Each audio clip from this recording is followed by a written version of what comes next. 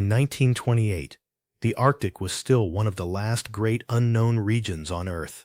Vast white emptiness stretched beyond the reach of maps, radio signals, and rescue ships. Into this frozen wilderness flew an Italian airship called Italia. Its mission was bold, historic, and dangerous. But within days, that dream collapsed into one of the most dramatic survival stories of the 20th century. This is the story of ambition, human endurance, international rescue, and a mystery that still remains unsolved nearly 100 years later. The early 20th century was a time when technology promised to conquer the impossible. Airships were seen as the future of long-distance flight. They could remain in the sky for days and carry heavy scientific equipment. Nations dreamed of using them to cross oceans and explore remote frontiers. The Arctic represented the ultimate challenge. Storms, ice, darkness, and magnetic disturbances made navigation extremely difficult. Yet explorers believed that airships could finally unlock the secrets of the polar world.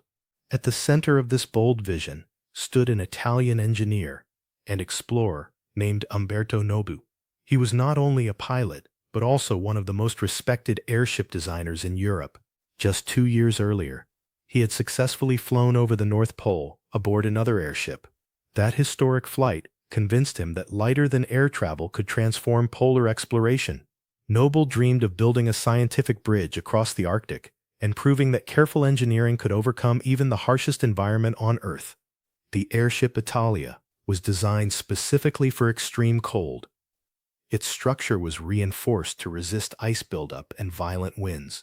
Inside the gondola, scientists prepared instruments to study magnetism, weather patterns, and geography. Every detail was carefully planned. But polar exploration allowed very little margin for error. A single mechanical failure or a sudden change in weather could turn a perfectly organized mission into a deadly struggle for survival. The expedition planned to operate from a remote base in the Arctic archipelago of Svalbard. From there, Italia would fly north across drifting ice toward the geographic North Pole, then continue onward toward North America. The crew would conduct scientific observations and photograph unexplored regions. For Italy, the mission also carried national pride. Success would confirm the country's leadership in aviation technology and polar research. On May 24, 1928, Italia reached the North Pole. The crew dropped flags and scientific markers onto the ice below. It was a moment of triumph, but celebrations were brief. Almost immediately, the weather began to deteriorate. Strong winds pushed the airship off course. Thick fog reduced visibility to almost nothing. Ice formed on the structure, making the craft heavier and harder to control.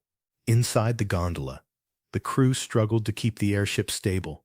Engines worked under heavy strain. Navigation became increasingly uncertain.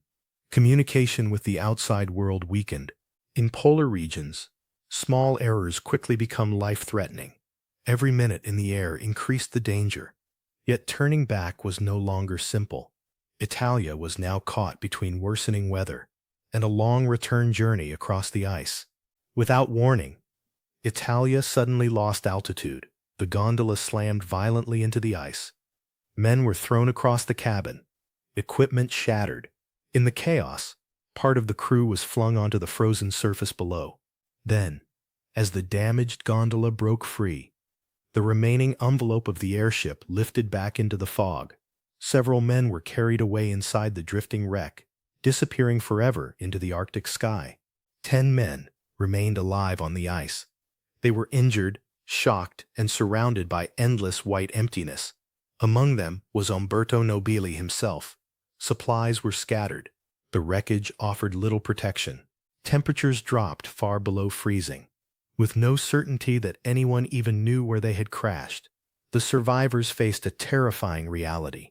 They were alone on a drifting ice floe in one of the most hostile places on Earth.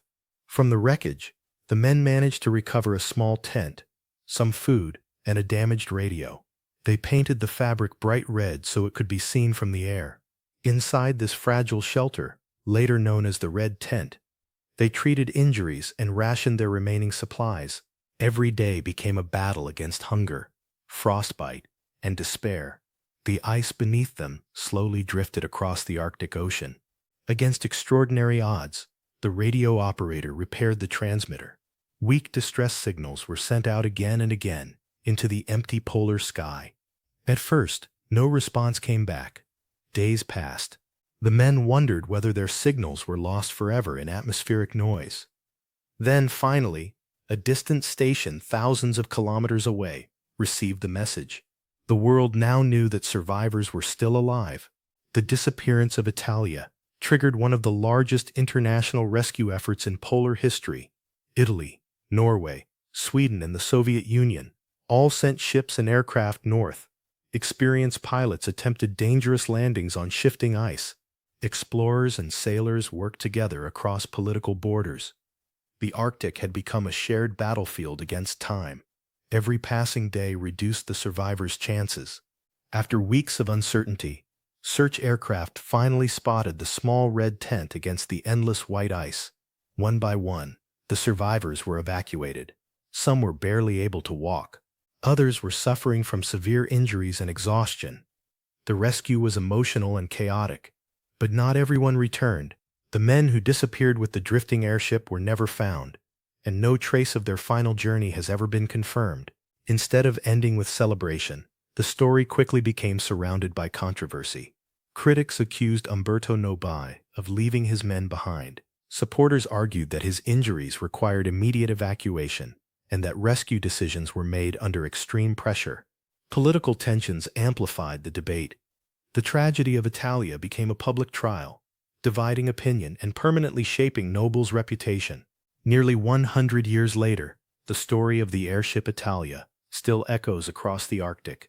Its disaster changed how polar expeditions were planned and how international rescue operations were coordinated. It revealed both the promise and the limits of early aviation, and somewhere beyond the reach of satellites and ships, the lost airship and the men it carried remain frozen in history, silent witnesses to humanity's relentless desire to explore the unknown.